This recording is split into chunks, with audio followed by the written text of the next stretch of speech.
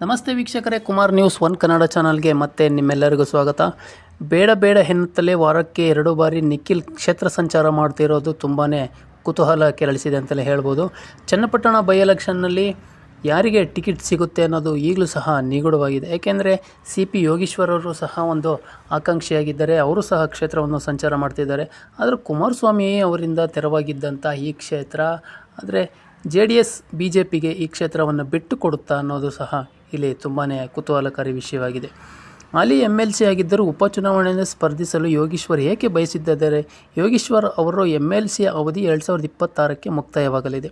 ಪಕ್ಷಕ್ಕಾಗಿ ಶ್ರಮಿಸಿದ ಕಾರ್ಯಕರ್ತರು ನಮ್ಮಲ್ಲಿ ಅನೇಕ ಜನರಿದ್ದಾರೆ ಎಂದೆಂದು ಚನ್ನಪಟ್ಟಣದಲ್ಲಿ ಈ ಒಂದು ನಿಖಿಲ್ ಕುಮಾರಸ್ವಾಮಿ ಹೇಳಿಕೆ ಕೊಡೋದ್ರ ಮೂಲಕ ಹುಬ್ಬೇರುವಂತೆ ಮಾಡಿದ್ದಾರೆ. ಚನ್ನಪಟ್ಟಣ ಉಪಚುನಾವಣೆ ಅಭ್ಯರ್ಥಿ ಆಯ್ಕೆ ವಿಚಾರವಾಗಿ ಅಂತಿಮ ನಿರ್ಧಾರ ತೆಗೆದುಕೊಳ್ಳಲು BJP ಹೈಕಮಾಂಡ್ ಕೇಂದ್ರ ಸಚಿವ HD ಕುಮಾರಸ್ವಾಮಿ ಅವರಿಗೆ ಅವಕಾಶ ನೀಡಿರುವುದರಿಂದ ಮಾಜಿ ಸಚಿವ MLC CP ಯೋಗೀಶ್ವರ್ ಅವರು NDA ಅಭ್ಯರ್ಥಿಯಾಗುವ ಸಾಧ್ಯತೆಗಳು ಕಡಿಮೆ ಎನ್ನಲಾಗ್ತಿದೆ. ಇದರ ನಡುವೆ ಕೊಪ್ಪಳದಲ್ಲಿ ಮಾತನಾಡಿದ JDS ಯುವ ಘಟಕ ರಾಜ್ಯಾಧ್ಯಕ್ಷ ನಿಖಿಲ್ ಕುಮಾರಸ್ವಾಮಿ ಅವರು ಯೋಗೀಶ್ವರ್ ಅವರಿಗೆ ನೇರವಾಗಿ ಒಂದು ಪ್ರಶ್ನೆಯನ್ನು ಕೇಳಿದ್ದಾರೆ. ಯೋಗೀಶ್ವರ್ ಅವರು ಉಪಚುನಾವಣೆ ಸ್ಪರ್ಧಿಸಲು ಏಕೆ ಬಯಸುತ್ತಿದ್ದಾರೆ? ಯೋಗೀಶ್ವರ್ ಅವರ MLC ಅವಧಿ 2026ಕ್ಕೆ ಮುಕ್ತಾಯವಾಗಿರೋದ್ರಿಂದ ಅವರು ಪಕ್ಷಕ್ಕಾಗಿ ಶ್ರಮಿಸಿದ ಕಾರ್ಯಕರ್ತರು ನಮ್ಮಲ್ಲಿ ಅನೇಕ ಜನರಿದ್ದಾರೆ. ಉಪಚುನಾವಣೆ ದಿನಾಂಕ ಘೋಷಣೆಯಾದ ನಂತರ ನಿರ್ಧಾರ ತೆಗೆದುಕೊಳ್ಳುತ್ತೇವೆ ಅಂತಂದು ನಿಖಿಲ್ ತಿಳಿಸಿದ್ದಾರೆ.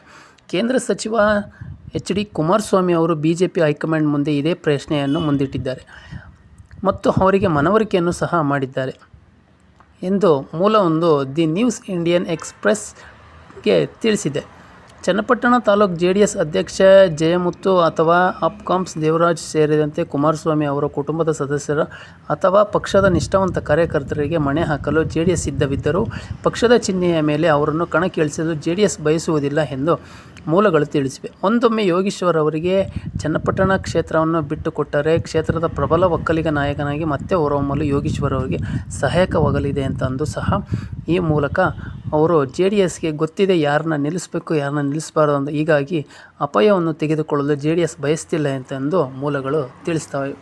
ಈಗಾಗಲೇ ಕಾಂಗ್ರೆಸ್ ಮುಖಂಡರಾದ DCM DK ಶಿವಕುಮಾರ್ ಅವರು ಮತ್ತು ಅವರ ಕಿರಿಯ ಸಹೋದರ ಹಾಗೂ ಮಾಜಿ ಸಂಸದ DK ಸುರೇಶ್ ಅವರು ಪ್ರಬಲ ಸಮುದಾಯದ ನಾಯಕರಾಗಿ ಛಾಪು ಮೂಡಿಸಿದ್ದಾರೆ. ಹೀಗಾಗಿ ಕ್ಷೇತ್ರದಲ್ಲೇ ನಾಯಕನಿಗೆ ಪರಿಸ್ಥಿತಿಯನ್ನು ಅನುಕೂಲ ಮಾಡಿಕೊಡಲು JDS ಮನಸ್ಸು ಮಾಡುತ್ತಿಲ್ಲ ಎಂದು ರಾಜಕೀಯ ವಿಶ್ಲೇಷಕರು ಹೇಳಿದ್ದಾರೆ. ಕುಮಾರಸ್ವಾಮಿ ಮತ್ತು ನಿಖಿಲ್ಗೆ ಶಿವಕುಮಾರ್ಗೆ ಹಾಗೂ ಯೋಗೀಶ್ವರ್ ಇಬ್ಬರಲ್ಲಿ ಭವಿಷ್ಯದಲ್ಲಿ ಅಪಾಯಕಾರಿಯಾಗಿದ್ದಾರೆ ಎಂದು ಅಭಿಪ್ರಾಯವನ್ನು ವ್ಯಕ್ತಪಡಿಸಿದ್ದಾರೆ. ಈ ಮೂಲಕ ಚನ್ನಪಟ್ಟಣ ಒಂದು ಬೈ ಎಲೆಕ್ಷನ್ ಟಿಕೆಟ್ ತುಂಬಾ ಕುತೂಹಲವನ್ನೇ ಮೂಡಿಸಿದೆ ಅಂತಲೇ ಹೇಳ್ಬೋದು. ನಿಮ್ಮ ಅನಿಸಿಕೆ ಅಭಿಪ್ರಾಯಗಳನ್ನು ಕಮೆಂಟ್ ಮೂಲಕ ತಿಳಿಸಿ ಅಂತ ಹೇಳ್ತಾ ಮತ್ತೆ ಮುಂದಿನ ವಿಡಿಯೋದಲ್ಲಿ ಸಿಗೋಣ. ನಮಸ್ಕಾರ.